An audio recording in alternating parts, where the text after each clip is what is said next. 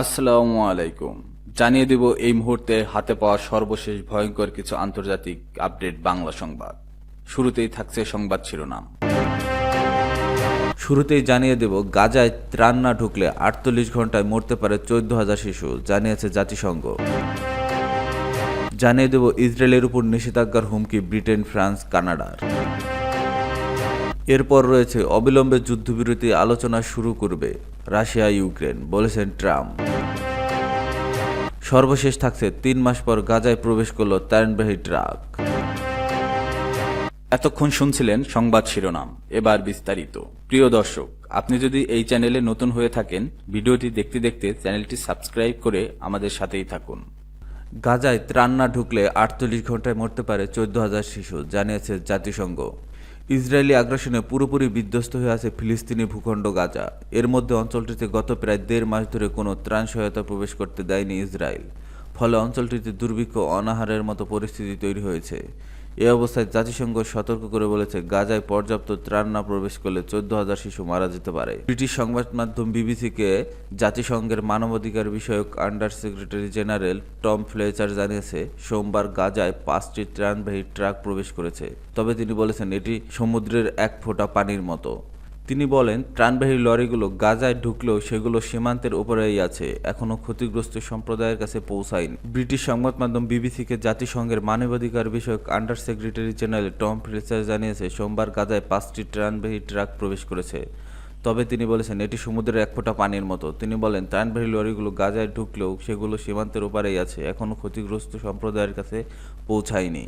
Israel ত্রাণ সহায়তা নিশ্চিতে যথেষ্ট কাজ করেনি উল্লেখ করে সোমবার সন্ধ্যায় ফ্লেচার বলেন, আজ আমাদের 9টি ট্রাক কেরেম শালোম ক্রসিং দিয়ে প্রবেশের অনুমতি পেয়েছে। তবে এটি জরুরি প্রয়োজনের তুলনায় সমুদ্রের এক ফোঁটা মাত্র এবং আগামীকাল সকাল থেকে গাজার উল্লেখযোগ্য পরিমাণে আরও ত্রাণ প্রবেশের অনুমতি দিতে হবে। জাতিসংঘের এক কর্মকর্তা বলেন, গাজায় এখন যে সীমিত পরিমাণে ত্রাণ ঢুকতে দেওয়া হচ্ছে তা অবশ্যই চরম দুর্দশার মধ্যে থাকা। বেসামরিক নাগরিকদের জন্য অবাধ প্রবেশাধিকারের বিকল্প নয়। লুটপাট কমাতে হলে নিয়মিত ত্রাণ সরবরাহ নিশ্চিত করতে হবে এবং মানবিক কর্মীদের একাধিক পথ ব্যবহার করে অনুমতি দিতে হবে। বাণিজ্যিক পণ্য মানবিক সহায়তায় পরিপূর্ণ হওয়া উচিত। ফ্লেচার আবারও বলেছেন, ত্রাণ না পৌঁছালে আগামী 48 ঘন্টার মধ্যে 14,000 শিশুর মৃত্যু হতে পারে। তিনি বলেন, আমরা আগামী 48 ঘন্টার মধ্যে এই 14,000 শিশুর মধ্যে যতজনকে সম্ভব বাঁচাতে চাই। তিনি জোর দিয়ে বলেন, আমাদের গাজা উপত্যকাকে মানবিক সাহায্য দিয়ে ভাসিয়ে দিতে হবে। যখন বিবিসি টুডে প্রোগ্রামে আনা ফোস্টার বলেন যে 14,000 সংখ্যাটি অসাধারণ একটি সংখ্যা, জবাবে ফ্লেচার বলেন, এটি পুরোপুরি হিমশীতল করা সংখ্যা। ইসরায়েলের উপর নিষেধাজ্ঞার হুমকি ব্রিটেন, ফ্রান্স, কানাডার।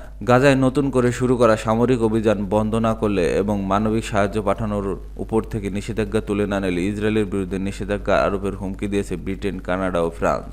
এই 3 পশ্চিমা দেশের নেতারা গতকাল ইসরায়েলের প্রধানমন্ত্রী বেনিয়ামিন নেতানিয়াহুর উপর আরও চাপ সৃষ্টি করলেন।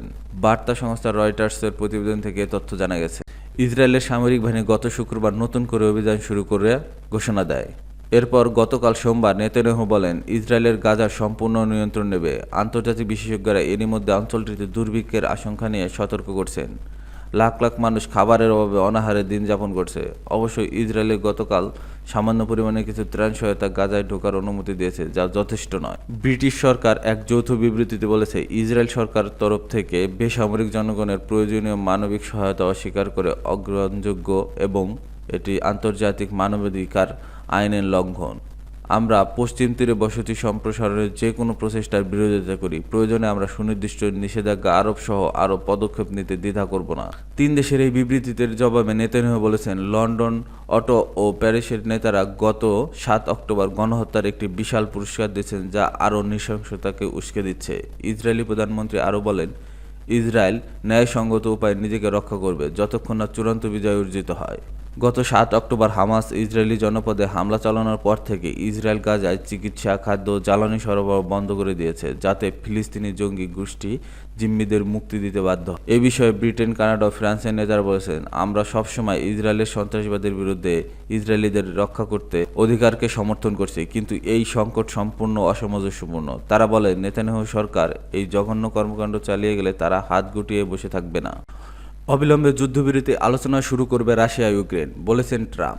মার্কিন প্রেসিডেন্ট ডোনাল্ড ট্রাম্প বলেছেন, রাশিয়া ও ইউক্রেন অবিলম্বে যুদ্ধবিরতি ও যুদ্ধ অবসানের জন্য আলোচনা শুরু করবে। রুশ প্রেসিডেন্ট ভ্লাদিমির পুতিনের সঙ্গে ফোন আলাপকে খুব ভালো আখ্যা দিয়ে ট্রাম্প বলেন, শান্তির শর্ত উভয় পক্ষের মধ্যে আলোচনা করে ঠিক করতে হবে। পুতিন ও ইউক্রেনের প্রেসিডেন্ট ভলোদিমির জেলেনস্কির সঙ্গে টেলিফোনের আলাপের পর তিনি এই কথা বলেন। ব্রিটিশ সংবাদ মাধ্যম বিবিসির খবরে বলা হয়েছে, পুতিন বলেছেন তিনি ইউক্রেনের সঙ্গে সম্ভাব্য ভবিষ্যৎ শান্তি চুক্তিটির একটি স্মারকলিপি নিয়ে কাজ করতে প্রস্তুত। অন্যদিকে জেলেনস্কি এটিকে একটি ঐতিহাসিক মুহূর্ত বলে অভিহিত করেছেন এবং যুক্তরাষ্ট্রকে আলোচনা থেকে দূরে না থাকার আহ্বান জানিয়েছে। মার্কিন প্রেসিডেন্ট ডোনাল্ড ট্রাম্প বলেছেন, রাশিয়া ইউক্রেনের অবিলম্বে যুদ্ধবিরতি ও যুদ্ধ অবসানের জন্য আলোচনা শুরু করবে। রুশ প্রেসিডেন্ট ভ্লাদিমির পুতিনের সঙ্গে ফোনালাপকে খুব ভালো বলে আখ্যা দিয়ে বলেন, শান্তির শর্ত উভয় পক্ষের মধ্যে আলোচনা করে ঠিক করতে হবে। পুতিন ও ইউক্রেনের প্রেসিডেন্ট ভলোদিমির জেলেনস্কির সঙ্গে টেলিফোনে আলাপের পর তিনি এই কথা জানান। ব্রিটিশ সংবাদ মাধ্যম বিবিসির খবরে বলা হয়েছে, পুতিন বলেছেন তিনি ইউক্রেনের সঙ্গে সম্ভাব্য ভবিষ্যৎ শান্তি চুক্তি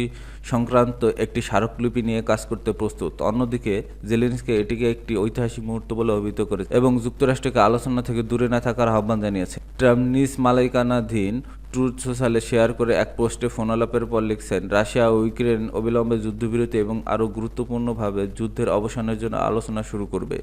তিনি আরও জানান, দ্বিতীয় কলে তিনি জেলেনস্কিকেও একথা জানিয়েছেন। ট্রাম্প আরও বলেন, এ শর্তগুলো উভয় পক্ষে আলোচনা করা হবে কারণ এটি কেবল তাদের পক্ষেই সম্ভব। তবে জেলেনস্কি বলেছেন, আলোচনা প্রক্রিয়া উপযুক্ত পর্যায়ে আমেরিকান ও ইউরোপীয় উভয় প্রতিনিধিকে জড়িত থাকতে হবে। তিনি বলেন, আমাদের সবার জন্য এটি অত্যন্ত গুরুত্বপূর্ণ। যুক্তরাষ্ট্র আলোচনা এবং শান্তি প্রচেষ্টায় নিজেদের দূরে না সরিয়ে রাখে কারণ এতে কেবল পুতিনই লাভ হবে। 3 মাস পর গাজায় প্রবেশ করল ত্রাণবাহী ট্রাক। অবশেষে দীর্ঘ 3 মাস পর গাজায় ত্রাণ প্রবেশ করছে। গতকাল সোমবার উপত্যকাটিতে ত্রাণ নিয়ে প্রবেশ করে জাতিসংঘের 9টি ট্রাক। আজ মঙ্গলবার জাতিসংঘের ত্রাণ বিষয়ক প্রধান টম ফ্লেচার বরাত দিয়ে এক প্রতিবেদনে এ তথ্য জানিয়েছেন কাতার ভিত্তিক সংবাদ মাধ্যম আল জাজিরা। অনাহারে জর্জরিত গাজা উপত্যকায় ত্রাণ প্রবেশ করতে দেওয়ার এই পদক্ষেপকে স্বাগত জানিয়েছে জাতিসংঘ। তবে যে পরিমাণ ত্রাণ প্রবেশ করছে তা প্রয়োজনের তুলনায় খুবই নগণ্য বলে জানিয়েছে সংস্থাটি। 2023 সালের 7 অক্টোবর গাজায় ইসরায়েলি আগ্রাসন শুরুর আগে উপত্যকার প্রতিবেদনে কমপক্ষে 500 ত্রাণবাহী ট্রাক প্রবেশ করত। তুলনায় গতকাল ত্রাণ সহায়তা খুবই কম।